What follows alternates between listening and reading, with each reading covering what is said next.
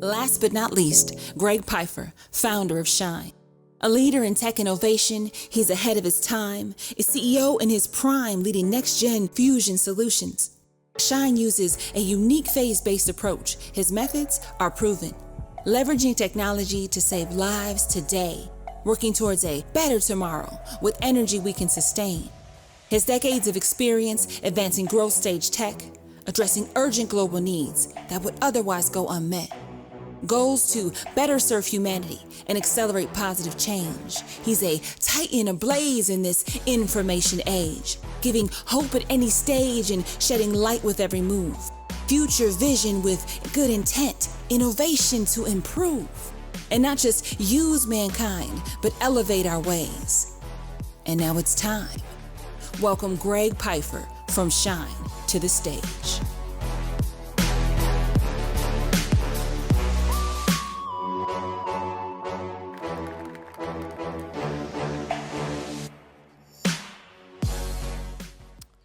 Good afternoon.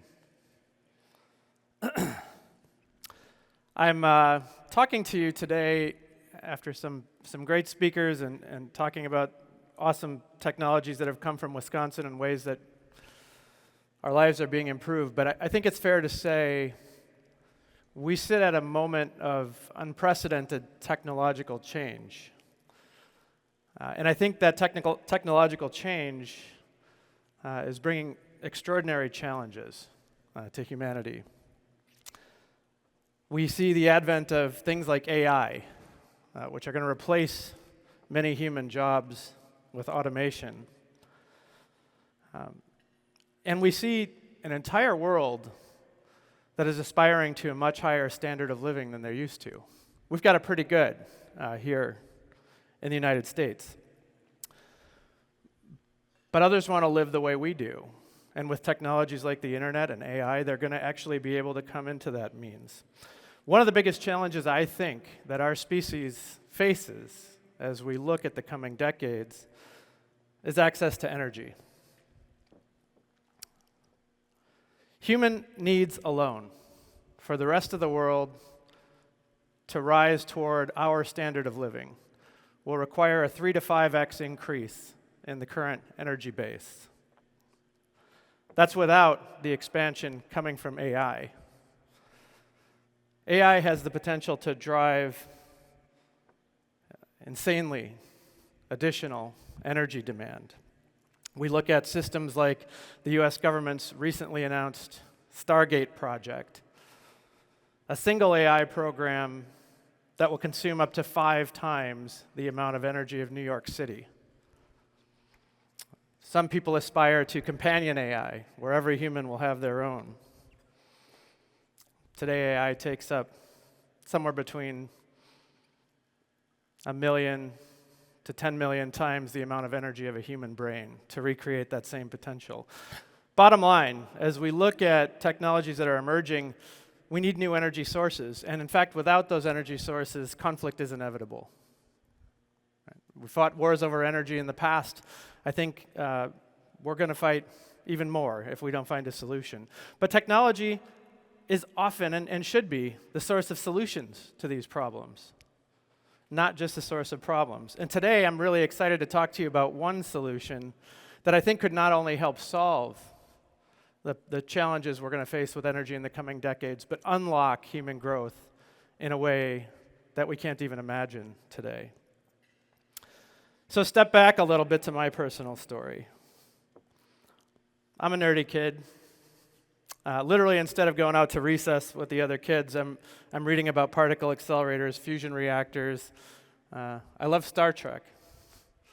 One of the things I learned in Star Trek was there's a technologically advanced world where humans live in prosperity, and we go out and we explore the world. We can go to other stars, we can meet other species, and we can truly each be the best version of ourselves. So this really inspired me to believe that technology will create a positive future. It's not actually going to create a bad future, and certainly kind of gave the moral compass and the roadmap for me to get very excited. And it turns out that as we look at Star Trek and many of the things that were predicted in that show, we see them starting to come into reality today. Cheap, insanely fast computers, electric vehicles even. I think as we look at AI especially, right? We had computers who could talk back to us and give us really good feedback. And certainly energy abundance was something that was present in Star Trek. And I think we see a lot of this starting to come to fruition. And so what was the energy source of Star Trek, and how did they solve this problem? Well, they unlocked a source of energy known as nuclear fusion. And this is what I'm going to talk to you about today, because this is something that's really exciting, and it can completely reshape our economy going forward. So what is nuclear fusion? It's got the word nuclear, and it's kind of scary. Well, actually, it's the way the entire universe makes energy. As you look up at the sky, all the light you see, all of it, is fusion. All of the energy we use on Earth today came from fusion.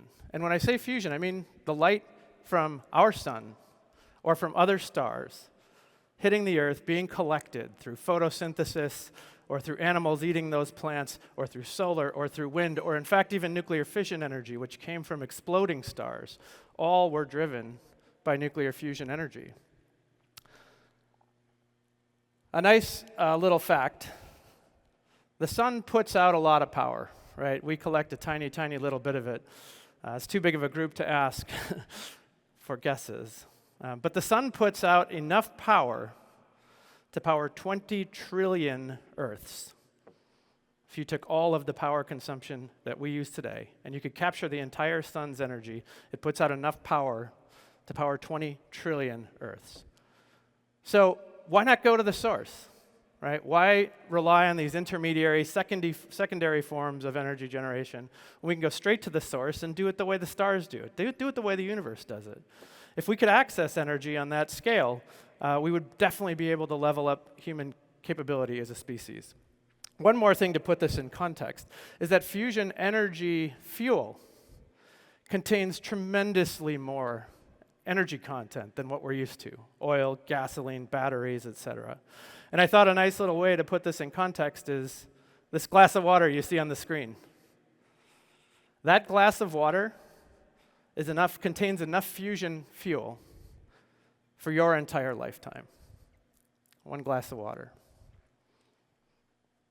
There's a lot of water on the earth, right? So when you think about it in that context, this is what we should do.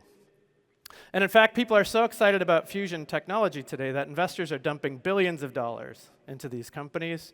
Everybody's going to has to have their fusion bet today. And there's been a bunch of breakthroughs in technology that make it very, very exciting. So what's the rub? Well, so fusion is often referred to as the holy grail of energy. And I hate that term because it's sort of questionable as to whether a holy grail is actually attainable, right? Even in Indiana Jones, Indy had to leave it behind, right? He found it, but he had to leave it behind. But like finding a holy grail, fusion is a really hard problem. It's actually technology that humans have been chasing for over 70 years. And there's a joke, actually, within the physics community that it's technology that is 30 years away and always will be. And so, why? Why is it hard? Well, I mentioned that fusion is the way the universe makes energy, and it can do that because it has these gigantic machines to do it. They're called stars. And stars can create naturally, in nature, temperatures of tens of millions of degrees, densities that are hundreds of times higher than materials that we call solid. And they do that with gravity, right? The Earth is about, you could fit over 1 million Earths, though, in our sun. So it's certainly not within human potential to make our own stars. And so that's the challenge. And what we try to do to confine these super hot, super dense materials is we use laser beams and really strong magnetic fields to try and compress this. And in fact, we've made tremendous progress in creating these fuels and actually burning them. But these are some of the harshest environments ever created by humans. How do you hold something that's 10 million degrees? You can't use anything. It melts. Every single thing melts. It gives off radiation that is essentially very damaging to everything around. And it costs a tremendous amount of money. And so one of the technologies recently in 2021, there was a fusion energy test at the National Ignition Facility in California. It generated more energy out of the fusion burn than the energy that was actually deposited into the target by these laser beams. It was hailed as the shot heard around the world. Awesome, net energy from fusion.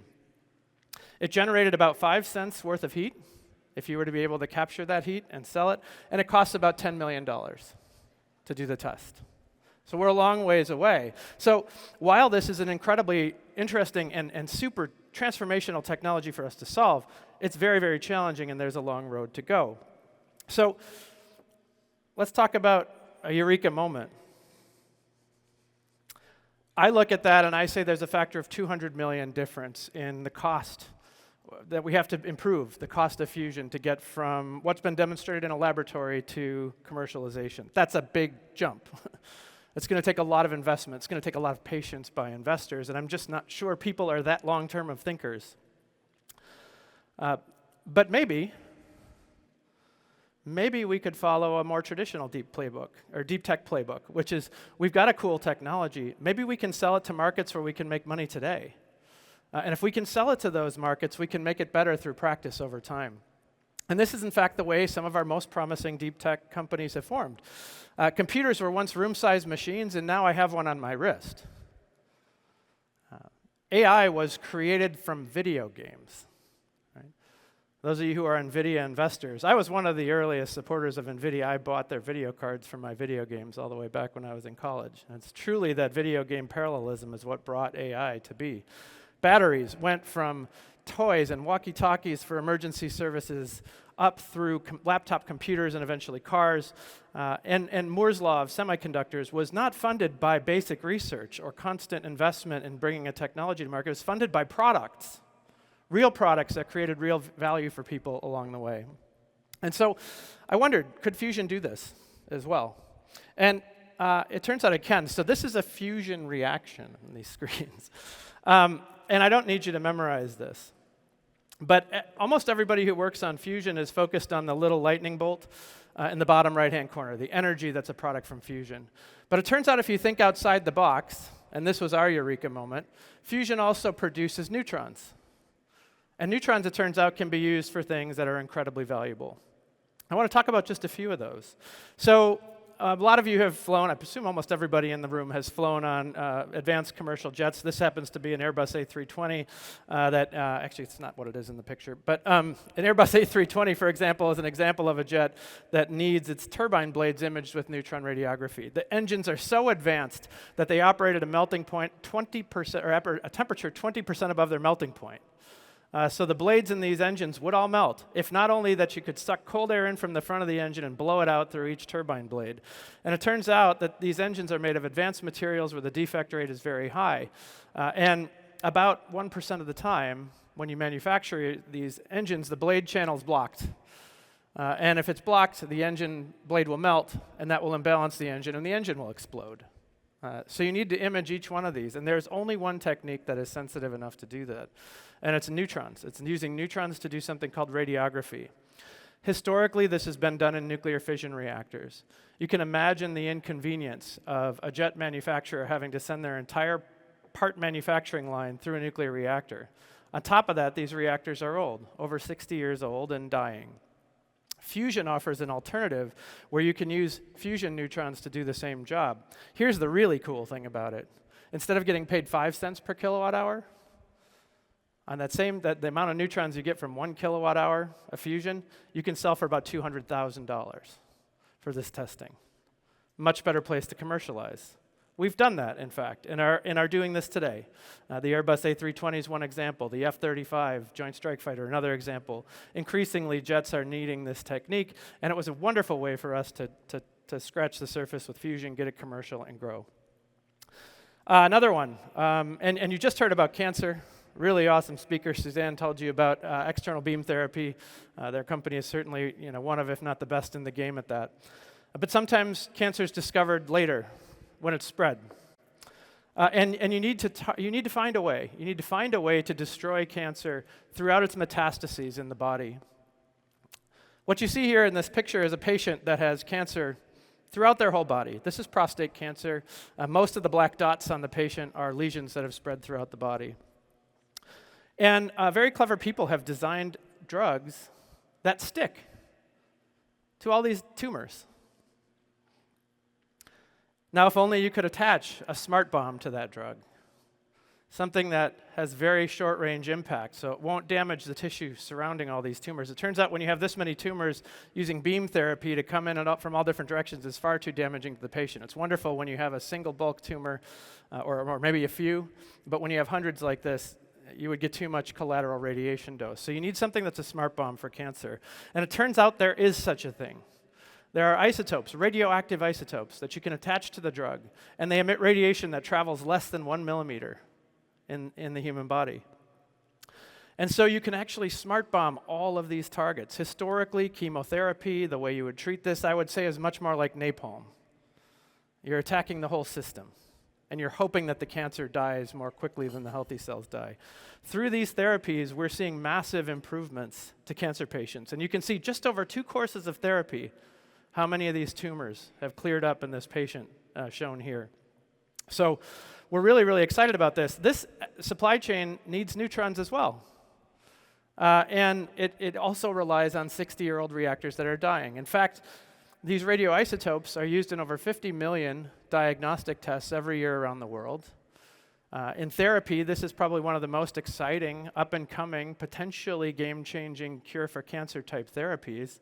And I'll mention WARF, one of the sponsors here, is extremely involved in this. They're on the very front edge of this, and we're thrilled to be collaborating with them on it. These radioisotopes can target and destroy these tumors across the board and really turn the game around for folks. But again, reliant, though, on these 60-year-old machines. Today there are shortages, very difficult to build new reactors. We can use fusion. And in fact, we needed to get the cost of fusion down to reach this scale to a couple $100 per kilowatt hour. And I'm pleased to say we've already done that. So in 2019, that was proven. We've actually built in Janesville, Wisconsin, the largest medical isotope production facility in the world, and it will use fusion to replace fission for the purpose of producing these essential smart bombs for cancer. So these are just a couple of building blocks that we're using to scale fusion technology. There are more on the path. But ultimately, our goal, and the reason I founded our company, Shine, is to change the way humans make energy. Fusion is the only energy source we know of that is inexhaustible, essentially. Remember that glass of water, right? Like, you can't possibly have enough humans to use all the water on Earth in the form of fusion fuel. It's over 10 million times the energy density in fusion fuel versus oil, for example. And I think scaling towards energy generation, right? We're already most of the way there. We've had almost a factor of 1,000-fold reduction in the cost of fusion already. As we continue to scale, it needs to be hundreds more to get down to producing energy competitively. And I think it's the only source that scales with human needs, and really excitingly, completely opens up the book for humans to grow as a species no longer constrained by energy resources. As fusion technology gets better and better, it's going to get cheaper and cheaper. As energy becomes cheaper and cheaper, we will use more and more of it to solve problems. So I just wanted to leave you on that note, like, this is coming. It's really, really exciting. Like AI and many other technologies, it's no longer science fiction. It's no longer stuff of Star Trek. It's becoming real today. We do have a lot of challenges ahead. Fusion technology is going to take a lot of faith. It's going to take a lot of bet by humans and really wanting to lean into the future and creating a better world. And so one of the things I'd just like to ask of all of you is, if you want to get involved, connect with me on LinkedIn. Follow the discussion. Contribute. We'll keep you posted on what we're doing, what others are doing. And we tried to make it really easy for you by putting a QR code up here on the screen. So if you scan that, it'll come up. I'm not that hard to find, by the way, if it doesn't work. I know technology has its challenges, and sometimes these screens don't work. But But find me, follow me, and let's keep the dialogue going. I think this is one of the most interesting areas of human progress, and certainly it's something that I think in the next few decades, we will have graduated as a species from one that uses chemical energy to one that uses nuclear energy, and essentially increase human potential by millions of times by accessing this energy source. So thanks for your attention. Appreciate your time today.